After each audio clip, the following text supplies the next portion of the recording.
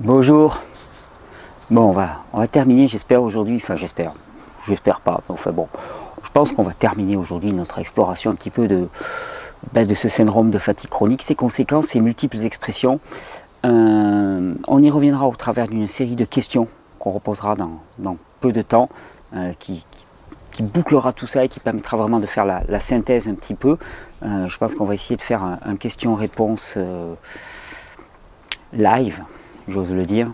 On est en train d'essayer de monter ça et ça serait assez sympa de le faire sur la question de l'épuisement. Ça pourrait être vraiment très intéressant.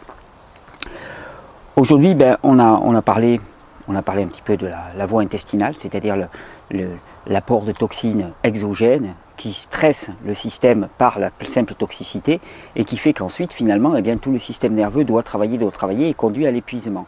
Ensuite, il y a le stress qui est venu des conditions autour de nous, rythme de vie, stimulation, travail, et on a vu comment ça impactait des glandes qu'on appelle les glandes surrénales, qui sont responsables finalement de la gestion de tout le système nerveux autonome sympathique, de l'adaptation au stress, de la réaction lutte ou fuite.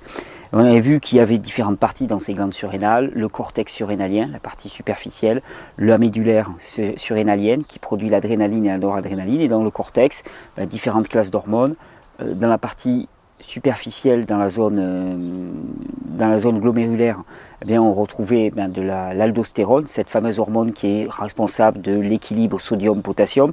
On l'a vu en détail dans la précédente vidéo et dans laquelle j'ai expliqué pourquoi quand on est en fatigue chronique, pourquoi quand on est déminéralisé et en fatigue chronique, il est dangereux de surboire de l'eau pour s'hydrater, qu'il faut avant tout apporter de l'eau munie de minéraux sodium et potassium. Sodium en particulier, parce que souvent on est très déficitaire en sodium et potassium. Et donc voilà, c'est pas de l'idéologie, c'est pas du dogmatisme, c'est pas de l'opinion, c'est de la physiologie, c'est-à-dire qu'est-ce qui se passe si on apporte de l'eau, si on dilue le plasma sanguin, alors que déjà on a une concentration en ion sodium qui est faible. Qu'est-ce qui se passe? Il y a une fuite des ions sodium et des ions potassium depuis le milieu intracellulaire jusqu'au milieu périphérique interstitiel jusqu'au milieu sanguin, et donc on va commencer à éliminer des minéraux par le sang, tout en étant en déplétion minérale au niveau de la cellule, et ça c'est un gros risque de coma hémique. On l'avait vu ensuite dans la zone un petit peu inférieure, la zone fasciculaire, on avait vu le rôle du cortisol, rôle exceptionnel du cortisol dans tout le métabolisme des sucres. C'est ce qui nous avait permis de tirer des conclusions par rapport à l'hypoglycémie, par rapport au diabète, par rapport à la capacité de métabolisme des sucres chez les personnes qui sont en épuisement chronique et qui n'ont plus assez de cortisol qui est produit. Et donc les conséquences, ces petites rations alimentaires plutôt, toujours contrebalancées par un apport de sodium pour éviter d'avoir trop de potassium, histoire d'aider les glandes surrénales. Alors on va me dire, ouais bien sûr, mais ça c'est pas naturel de réfléchir comme ça. Ouais d'accord, c'est pas naturel, mais bon, l'important c'est est-ce que pragmatiquement on va s'en sortir ou pas. Moi je m'en fiche à la limite du naturel. Ce qui m'importe c'est est-ce que ça fonctionne, est-ce que ça marche, est-ce que ça reconstruit des individus. Donc le cortisol, rôle essentiel dans le métabolisme et dans la régulation du métabolisme des sucres, dans la protection des cellules contre les agents agresseurs dans le stress, donc contre l'insuline, contre tous les problèmes du système immunitaire qui va venir, c'est un régulateur du système immunitaire, et donc une surproduction de cortisol va amener à un blocage du système immunitaire, et une sous-production à l'inverse va amener à un système immunitaire qui va finalement ne plus être régulé et qui va venir prendre les devants et l'offensive, et on se retrouve dans des situations de type maladie auto-immune. Chaque fois qu'on parle de maladie auto-immune, on pense à finalement système immunitaire qui n'est plus bridé par le cortisol. Chaque fois qu'on pense à allergie, on pense à système immunitaire finalement qui ne réagit plus, et ça, tout de suite, on le ramène aux glandes surrénales. Il y a une troisième partie qu'on n'avait pas explorée, et pourtant au niveau du business, il paraît que les compléments alimentaires visant à restaurer la libido sont parmi les marchés les plus fructueux. Donc j'aurais dû commencer par ça. Une vidéo sur la libido. On va parler de sexualité. On va faire la tour des plantes aphrodisiaques. Mais pas du tout. On va d'abord se poser la question, pourquoi est-ce que la libido, elle est complètement bloquée chez les hommes et chez les femmes? Pourquoi est-ce que finalement les problèmes d'érection chez les hommes sont monnaie courante? Pourquoi il n'y a plus ce désir normal d'une relation sexuelle harmonieuse, non pas dans la compulsion, mais dans la relation sexuelle harmonieuse. Pourquoi est-ce qu'il n'y a pas la ressource physique pour ça? Pourquoi est-ce que c'est une gageure? Et pourquoi est-ce que les personnes ont voilà, une disparition de la libido? Alors on dit, ouais, mais telle femme ou tel homme, elle n'a pas de libido, alors ça serait de sa faute. C'est absolument pas de sa faute. Il y a donc dans les glandes surrénales la dernière partie qu'on appelle la zone réticulaire, qui est donc la plus proche de la zone médulaire. Cette zone réticulaire, elle est responsable de la sécrétion de plusieurs types d'hormones, des oestrogènes et des androgènes. Chez les femmes, je l'avais dit, c'est une source secondaire d'oestrogènes et première d'oestrogènes. Et chez les hommes, c'est une source secondaire d'androgènes et première d'œstrogènes. C'est-à-dire que tous les oestrogènes chez les hommes viennent des glandes surrénales, toutes les androgènes chez les femmes viennent des glandes surrénales. Et c'est pas parce qu'on est une femme qu'on n'a pas besoin d'androgènes. On sait que par exemple dans la régulation de la libido, la testostérone chez les femmes aussi joue un rôle essentiel. Et chez les hommes, le besoin d'oestrogènes est aussi très important, puisque les oestrogènes viennent contrebalancer les androgènes. L'être humain est un être d'équilibre. Donc on cite souvent plusieurs androgènes particuliers, la testostérone, la DHEA. La testostérone est plutôt un précurseur, la DHEA est plutôt un précurseur, pardon. La testostérone, c'est une hormone qu'on connaît bien, qui est responsable un petit peu du développement musculaire chez l'homme. Globalement, qu'est-ce qu'on appelle androgène? Androgène, c'est une classe d'hormones, donc c'est un ensemble d'hormones, c'est une espèce de pool hormonal qui conduit finalement au développement des caractères sexuels masculins primaire. Qu'est-ce que c'est? Alors les caractéristiques propres des androgènes, de leur action sur le corps, ça va être diminution de la masse graisseuse, puisque les hommes ont une masse graisseuse inférieure à celle des femmes. Il n'est pas étonnant d'avoir des hommes qui sont à entre 5 et 9% de masse graisseuse. Pour une femme, c'est beaucoup trop bas. Les femmes sont plutôt au minimum vers les 11-12%. Un homme, ça peut être à 5-6% sans être en danger. Ça va être quelqu'un de maigre, au sens propre du terme, parce que j'entends actuellement parler de maigreur. Maigreur, ça ne veut pas dire être filiforme. Maigreur, ça veut dire avoir peu de masse grasse. Et je connais des gens qui sont extrêmement musclés et qui sont très maigres. On confond à peu près tout. Mais bon, c'est pas grave, on parle. Et les oestrogènes, eh bien, ce sont les hormones qui sont responsables des caractères sexuels féminins, plutôt, c'est-à-dire un développement mammaire, développement de l'utérus, mais aussi tout un ensemble de régulations qui vont finalement contrecarrer l'action des oestrogènes. La libido est directement en lien avec ces hormones produites dans la zone réticulaire. Alors ce qu'il faut savoir, c'est que ce soit les oestrogènes ou les androgènes, particulièrement les androgènes, mais les oestrogènes participent aussi à la régulation de la libido. C'est toujours difficile de définir la libido comme venant de quelque part en particulier. Ce qu'on sait, c'est que la zone réticulaire, donc cette zone des glandes surrénales qui produit des oestrogènes et des androgènes, eh bien, plus le niveau de cortisol est élevé, plus les glandes surrénales sont stimulées, plus cette zone va devenir insensible aux sollicitations de production. C'est-à-dire que c'est toujours pareil, à force de stimuler, à force de titiller les glandes surrénales, pour éviter de produire trop d'hormones, eh bien, les zones deviennent insensibles et diminuent. Et le problème, c'est que quand la force des glandes surrénales commence à diminuer, cette insensibilité perdure, et donc on se retrouve avec une zone réticulaire qui est en sous-production chronique d'hormones. Dès lors, perte de libido. La perte de libido, c'est juste de l'épuisement. Alors on vend énormément de compléments alimentaires, c'est du bidon. C'est du bidon, pourquoi? Parce que ça ne sera que du symptomatique. Quand c'est du symptomatique, au mieux, si ça apporte un effet, on va brûler les dernières petites réserves qui nous restent dans nos glandes surrénales. Quelque part, s'il y a disparition de la libido, c'est un réflexe de préservation. C'est-à-dire que quand on commence à ne plus avoir beaucoup d'énergie disponible dans le corps, la libido, quelque part, c'est une priorité secondaire pour le corps. La première des priorités, c'est de faire tourner ce système nerveux autonome. Donc, que les hormones sexuelles, finalement, commencent à être les premières à être diminuées avant le cortisol, avant d'autres hormones plus importantes, l'aldostérone par exemple, ça paraît juste normal. C'est un réflexe de préservation. Et donc, stimuler de force la production d'hormones sexuelles, c'est épuiser encore quelque chose, et c'est contrecarrer des réflexes de préservation normaux au niveau du corps. Il s'en suivra les conséquences, non-respect des conditions physiologiques, épuisement supérieur. Il y a une chose qui est amusante aussi, c'est qu'on dit souvent que la DHEA, la fameuse DHEA, vous savez, c'est comme ça que fonctionne un petit peu le monde de la santé. on a des produits de temps en temps qui sortent, tel produit, tel produit, tel produit. Et puis ça fait le buzz, hein, on en parle, il y a des études, et on a l'impression que c'est cette espèce d'idéologie que la solution viendra d'un seul produit, que la solution sera instantanée. C'est une idéologie fallacieuse, commerciale, hein, puisqu'elle permet de vendre des produits. Et donc on parle souvent de la DHEA, et on dit voilà, la DHEA c'est l'hormone anti-vieillissement. Et ça, je voulais vous montrer à quel point finalement ça dénote d'un tour mental assez fallacieux. On constate dans le corps humain, eh bien, le vieillissement cellulaire, le vieillissement tissulaire, et on constate en même temps une baisse de la DHEA circulante. Qu'est-ce qu'on en déduit? On en déduit automatiquement, c'est parce qu'on manque de DHEA que l'on vieillit. Alors que ce sont deux faits concomitants. Qu'est-ce que c'est que le manque de DHEA? C'est l'épuisement hormonal, c'est l'épuisement surrénalien, c'est l'épuisement endocrinien. C'est pas en ajoutant de la DHEA qu'on va moins vieillir. L'appauvrissement en DHEA est le témoignage de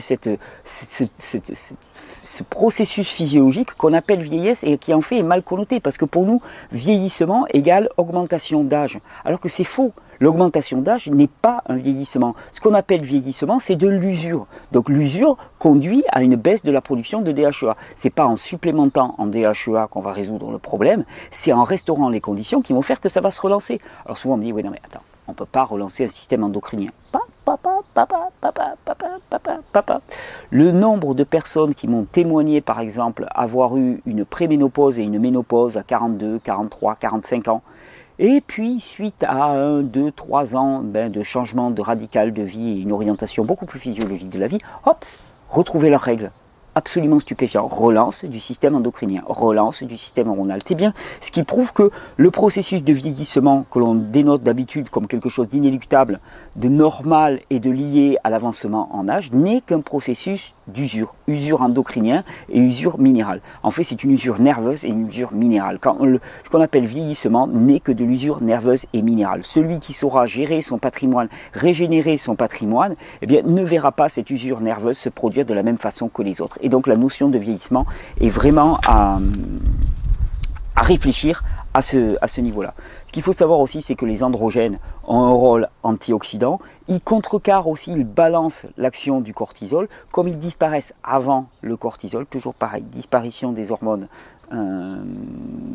réticulaires, hop, déséquilibre, déséquilibre, déséquilibre, déséquilibre. Et donc vous avez vu finalement, cette question de libido, eh bien, elle ne traite qu'à une question de fatigue. Il n'est pas temps de supplémenter en plantes qui vont stimuler la libido. Il y a le bois bandé, il y a le Mireia puna, il y a la damiana pour les femmes.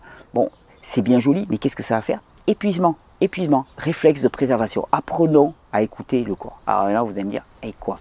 Alors qu'est-ce qu'on a comme solution? Les solutions, vous allez voir, c'est intéressant. Les solutions, on ne va pas le faire à partir d'opinions, on ne va pas le faire à partir de pensées, on va le faire à partir de ce qu'on a appris de la physiologie des glandes surrénales. Qu'est-ce qu'on a appris de la physiologie des glandes surrénales et de leur fonctionnement? Quand un individu est épuisé au niveau surrénal, il a une très faible production de cortisol.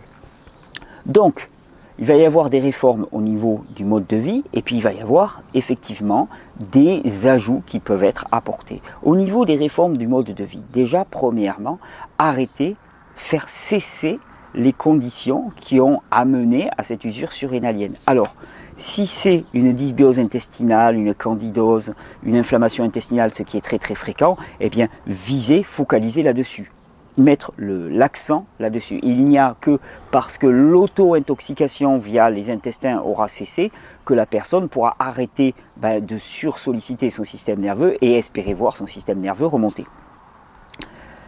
Deuxièmement, si la stimulation, si le facteur d'épuisement nerveux était lié au travail, aux conditions de vie, au harcèlement, aux relations toxiques, hein, et à globalement ce que j'appelle le rythme de vie, de travail, de relation, eh bien, il s'agit de cibler la cause et d'aller l'éliminer.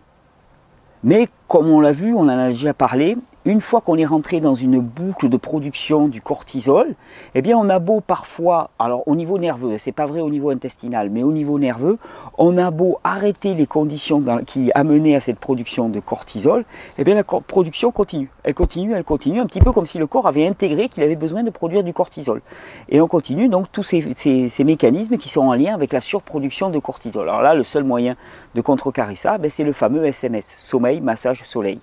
Le massage est le moyen idéal pour restaurer un corps qui est en épuisement nerveux et surtout le faire sortir de cette boucle infernale du cortisol et le pousser dans le système calme, contact de restauration qui est basé sur une hormone qu'on appelle l'ocytocine. L'ocytocine, elle est produite au niveau cérébral par la glande pituitaire et donc c'est l'hormone du calme, du contact, de la restructuration et de la reconstruction. Donc ça, c'était les indications globales, on va dire. Ensuite, pour quelqu'un qui est en épuisement, quelles conclusions on peut en tirer au niveau de son rythme de vie? On me demande souvent, moi je suis épuisé, comment je fais, et ainsi de suite. Il n'y a pas de pic de cortisol le matin, ou il y a rarement du pic de cortisol le matin. Ce sont des personnes qui vont avoir du mal à se lever. On verra tout à l'heure quels sont les critères de l'épuisement surrénalien. Ce sont des personnes qui auront du mal à se lever. Ça veut dire automatiquement que comme il n'y a pas de pic à cortisol, il n'y a pas de mobilisation des réserves graisseuses et protéiques au sortir de la nuit. Donc l'individu est en jeûne depuis un certain moment et il n'a pas la capacité à aller mobiliser ses ressources. Quelqu'un qui est en épuisement, je pense, a tout intérêt à réfléchir à prendre un petit déjeuner, c'est-à-dire à ne pas manger trop tard dans la matinée pour regarnir ses réserves.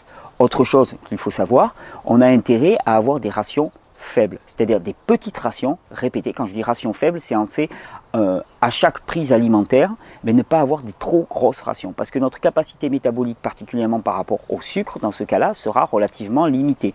Donc, des petites collations répétées dans la journée, 4, 5, 6, 7, 8, selon les personnes, ça dépend, mixées avec des jus, hein, ça sera vraiment particulièrement intéressant, toujours pareil, pour s'adapter aux conditions qui font que pour l'instant, on a des taux de cortisol qui sont très faibles. Ensuite, vous avez entendu parler de ce déséquilibre sodium-potassium, du fait que finalement, on est souvent en carence de sodium, non pas de sel, mais de sodium. Alors ça nous attire vers le sel, ce besoin de saler. Pourquoi? Parce que finalement, on a une sous-production d'aldostérone et donc on laisse passer le sodium et les liquides et on perd de l'eau et du sodium en permanence. Donc la solution, c'est d'apporter du sodium sous forme biodisponible. J'aime beaucoup utiliser l'eau de mer, ramenée à l'isotonie. Et moi, j'ai pour habitude, chaque fois que je mange des fruits par exemple, parce que je ne suis pas en épuisement chronique, il ne faut pas exagérer du tout, mais je sors d'une situation d'épuisement. Il y a 7 ans, j'étais en épuisement total, mais vraiment total. Et vu le rythme de vie actuellement, je sais que voilà, je ne fais pas exactement ce qu'il faut pour restaurer tout ça. Donc il m'arrive fréquemment, vous verrez, on fera des recettes, en mangeant des fruits, de me prendre un petit verre d'eau de mer, hop, avant par exemple, comme ça j'ai un apport de sodium et je sais que ça va beaucoup mieux passer au niveau digestif, que tout va bien se passer. On peut aussi viser beaucoup plus, si on n'a pas accès à la mer facilement, des jus de légumes verts, jus de légumes essentiellement, avec du céleri, avec des plantes sauvages, avec des orties, avec du persil, avec du concombre, autant de produits reminéralisants. Le sodium est très présent dans les légumes verts, c'est ce qui donne ce goût salé aux salades par exemple, et ça va être une bonne adjonction, et donc toujours ajouter des légumes verts en jus, à la croque, mais il vaut mieux les prendre en jus un petit peu avant d'avoir pris des fruits, ou alterner dans la journée finalement. Ça c'est une très bonne stratégie pour moi. Et pensez au sel sous forme de plasma de Quinton, d'eau de mer par exemple, c'est excellent. Et puis dans le pire des cas et dans certains cas, effectivement, c'est pas la solution idéale, mais j'ai vu des personnes qui n'avaient pas de jus, qui n'avaient pas d'eau de mer, prendre quelques grains de sel et effectivement ça leur apportait un véritable mieux-être. Pourquoi? Parce qu'il y avait quand même du sodium et parce que ça a beau être très peu biodisponible, on en tire quand même quelque chose, une stimulation, on en tire quelque chose et on en tire du sodium. Un petit peu par rapport à ce qu'on a apporté, c'est pour ça qu'il y a pas mal de toxicité, peu parce qu'il est beaucoup plus intéressant d'utiliser l'eau de mer par exemple qui apporte aussi du sodium, du potassium, qui apporte énormément de minéraux, le totum minéral du sang, peu si on compare à des jus de légumes, c'est très limité, le chlorure de sodium, il est très axé sur le sodium, mais ça peut être un dépannage ponctuel. Ensuite, j'avais noté les petites choses que je ne voulais pas oublier, priorité au sommeil. Alors priorité au sommeil, on fera tout un sujet sur les gens qui n'arrivent pas à dormir. Priorité au sommeil, c'est déjà se mettre dans les bonnes conditions, c'est-à-dire se coucher assez tôt. À 10h, 10h30, il faudrait déjà être au lit peu importe qu'on dorme ou qu'on ne dorme pas, 10 heures, 10 heures et demie. Ne pas avoir de sollicitation lumineuse, écran, stimulation sur stimulation avant. Massage avant de s'endormir, c'est très très bienvenu. Bain des pieds au bicarbonate de soude ou bain entier du corps au bicarbonate de soude. Excellent pour alcaliniser, relaxer le corps. Respiration, respiration profonde. Il y a des plantes qui aident beaucoup. L'ashwagandha est une plante qui aide énormément. La valériane, le houblon, la passiflore, l'escolzia sont des plantes qui aident énormément. On fera un sujet spécifiquement là-dessus. Il faut savoir que souvent les problèmes d'insomnie sont soit dus à une dérégulation des cycles du cortisol, soit dus finalement à des problèmes digestifs intestinaux, de digestion, d'auto-intoxication. Donc se coucher assez tôt, éviter les surstimulations, et puis rester au lit. Et même si on ne dort pas, rester au lit et puis respirer tranquillement. Et faire en sorte de toute façon de ne pas s'affoler. De ne pas s'affoler, de privilégier la position allongée qui sera quand même déjà une position de repos. Exercice modéré aussi, qui favorise l'endormissement, qui favorise la restructuration des glandes surrénales. Alors je dis bien modéré. Quelqu'un qui est épuisé, quelques pas, ça va être un exercice modéré. Quelqu'un qui est un peu moins épuisé, déjà, commencer doucement à rebondir sur le trampoline, ça c'est un très bon exercice physiologique peu fort. Si on est fatigué, on rebondit sans décoller les pieds, on rebondit doucement. Et puis, plus on retrouve la pêche, plus on rebondit fort. Et puis après, on va pouvoir se lancer dans un petit peu de course à pied, un petit peu d'exercice poids du corps, un petit peu de musculation poids du corps. Très progressivement, très lentement, surtout ne pas brûler ses cartouches. Attention aux jus de fruits, puisqu'on parlait des jus tout à l'heure, attention aux jus de fruits, je déconseille les purs jus de fruits. Les jus, pour moi, sont particulièrement adaptés pour les jus de légumes. Je déconseille les jus de fruits qui vont amener une sollicitation des glandes surrénales alors qu'elles sont déjà épuisées, du cortisol, de l'insuline, et qui, non, devront être très très mal tolérés par les personnes particulièrement épuisées. Les fruits, c'est à la croque, les légumes, c'est en jus. Et bon, ça ne veut pas dire qu'on ne peut pas mettre quelques fruits dans un jus de légumes, ah ça, absolument, mais en mettre plus de un tiers, la moitié de façon régulière pour une personne qui est épuisée, je pense que c'est une erreur. Quelqu'un qui a bien la pêche, qui combure bien les fruits, aucun problème de ce côté-là. Quelqu'un qui a une très bonne vitalité, mais vitalité, c'est avant tout une question de glande surrénale. Donc c'est pour ça de dire, faut pas mettre de fruits parce que ça déminéralise et tout. Ça veut rien dire, ça dépend des gens. Ça dépend des gens. Plus une personne est épuisée, plus elle a intérêt à y aller doucement avec les fruits et à contrebalancer toujours avec des légumes. Plus une personne est en vitalité, plus elle peut s'orienter vers les fruits, qui est notre régime normal, physiologique, adapté pour nous. Sauf que l'état d'épuisement dans lequel nous sommes n'était pas prévu à l'origine. Ce n'était pas dans le programme de la création.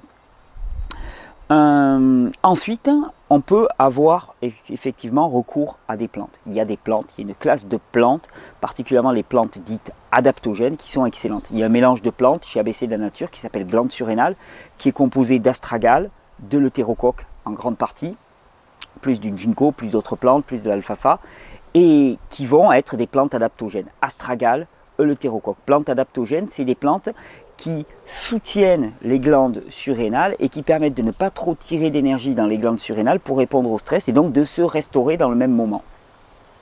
Ashwagandha, dont je vous ai parlé, qui favorise aussi fortement l'endormissement. Ashwagandha, qui s'appelle Vitania somnifera, plante excellente.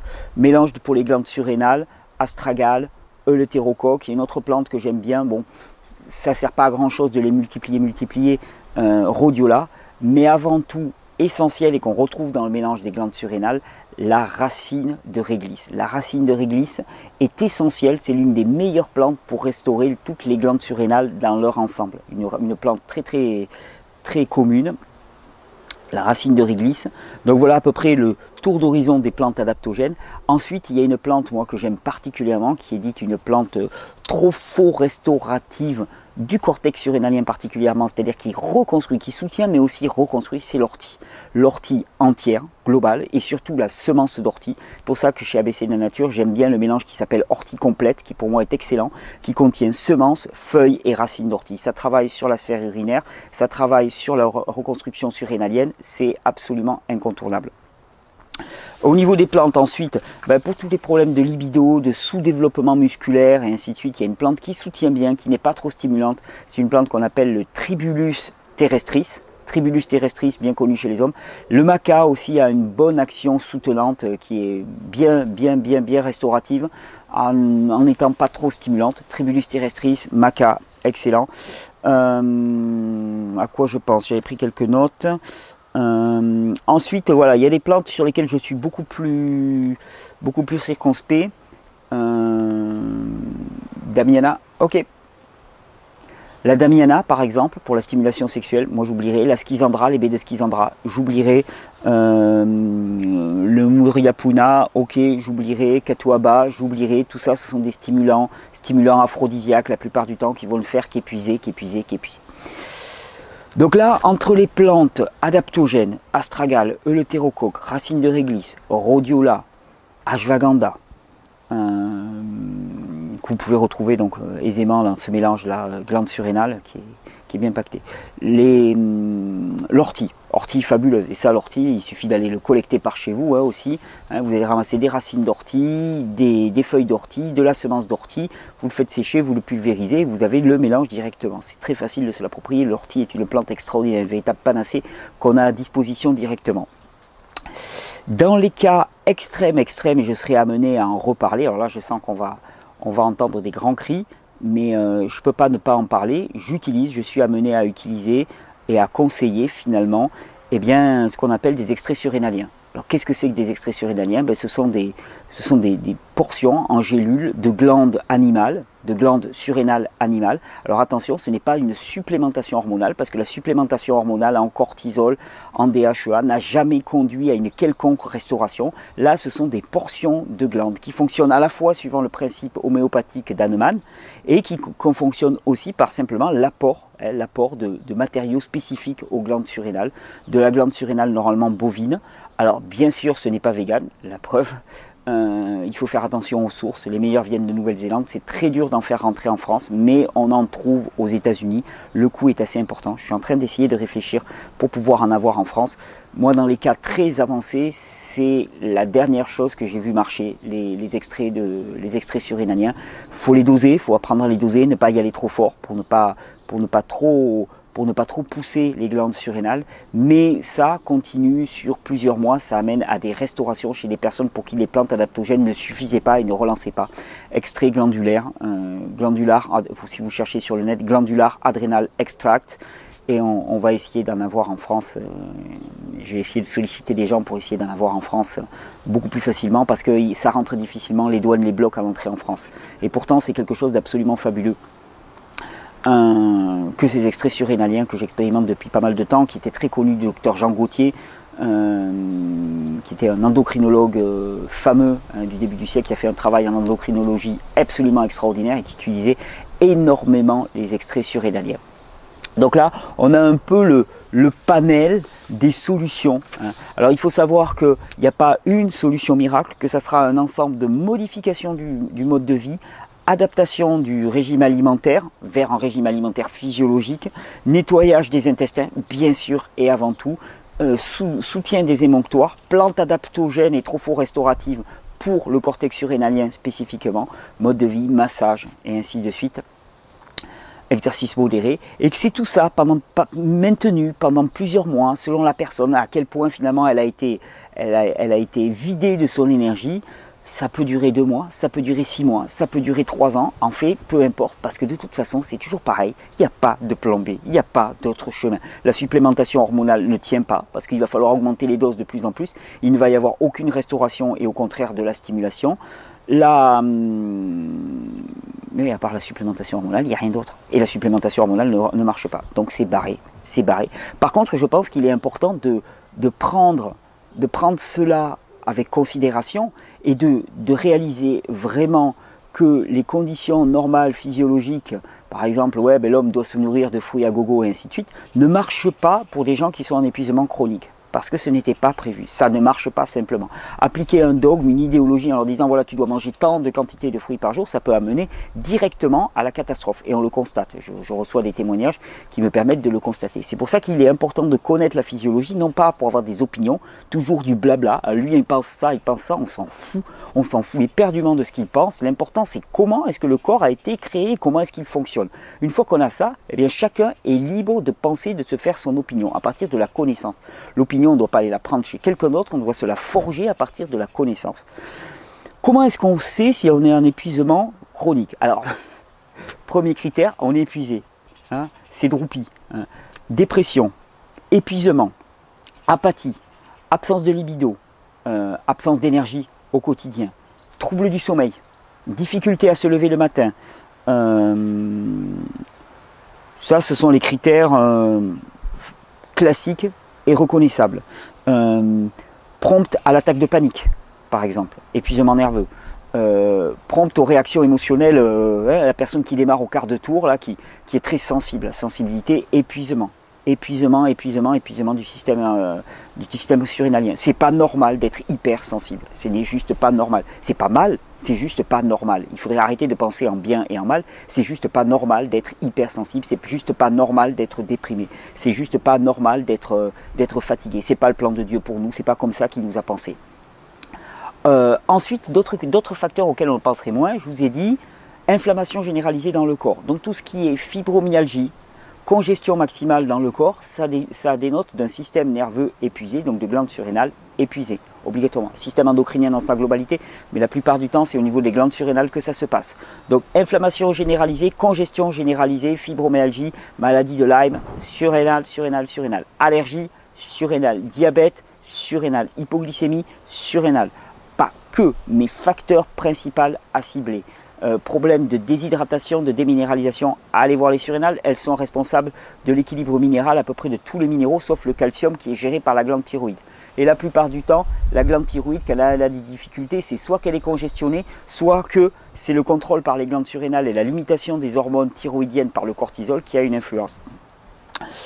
À quoi on peut penser encore? Donc j'ai dit inflammation, allergie, épuisement, baisse de la libido, dépression. Vous avez un tableau global. Alors ce qui est intéressant de se rendre compte de ce tableau, c'est que bien sûr, on retrouve énormément de choses. L'état intestinal, l'état des émonctoires, l'état des surrénales. Et c'est pour ça que l'épuisement, finalement, l'épuisement nerveux, l'épuisement chronique, et donc quand on parle d'épuisement nerveux et chronique, on parle avant tout de ces glandes surrénales, est le facteur clé de la plupart des maladies, c'est-à-dire des pathologies témoignées, des symptômes témoignés modernes. Et c'est pour ça que souvent je dis en rigolant, c'est pas dur de donner des conseils. On peut être naturopathe en 30 secondes. Il suffit de dire à la personne, tu vas mal, qu'est-ce que tu as? Bon, je m'en fiche de tes symptômes. Intestin, système nerveux. Intestin surrénal, intestin surrénal, intestin surrénal. La plupart des cas, alors après on peut cibler, on peut étudier, ça vaut vraiment le coup. Là je caricature. Mais déjà en donnant ces conseils aux gens et en leur donnant les moyens d'y répondre, déjà la marge de progression, de bénéfice pour le corps et pour la santé est colossale. Donc si quelqu'un ne sait pas par où commencer, a priori, plouf, intestin surrénal, il a toutes les chances de faire juste, de tomber vraiment juste. Donc adapter nos rythmes de vie, arrêter de penser en termes d'idéologie alimentaire, arrêter de dire on fait ça parce qu'il faut le faire, parce qu'on nous a dit de le faire, mais comprendre comment fonctionne notre physiologie, être dans le ressenti, comprendre qu'effectivement on est peut-être en déplétion de sodium et qu'il est important d'y répondre, et ne pas se faire culpabiliser comme je l'ai vu sur nombre de forums en disant il a mangé des chips, t'es mal, t'es exclu, tu t'en vas et tout. Mais non, et c'est simplement qu'il avait besoin de sel, il s'est tourné vers une mauvaise source. Alors à force de supprimer le sodium, à force de ne pas équilibrer au cours de la journée, il finit à la fin de la journée avec le moment où l'aldostérone est le plus bas, le cortisol est le plus bas, et à ce moment-là qu'est-ce qui se passe? C'est la cata, on est en déplétion de sodium et il y a un besoin physiologique compulsif à se nourrir avec du sodium. Pensez bien, les boulimies, les hyperphagies, je refuse de croire que c'est comme ça. Et puis le tout psychologique, ça m'amuse fortement. Il y a toujours une base physiologique. Après, il peut se greffer les blessures de l'enfance, Tata Lulu ou le cousin Pierre qui vous a piqué votre goûter. Ça peut arriver à l'âge de 3 ans et demi, une chute de vélo, un tricycle. Ça peut arriver, ça peut s'ajouter. Mais tout ça, c'est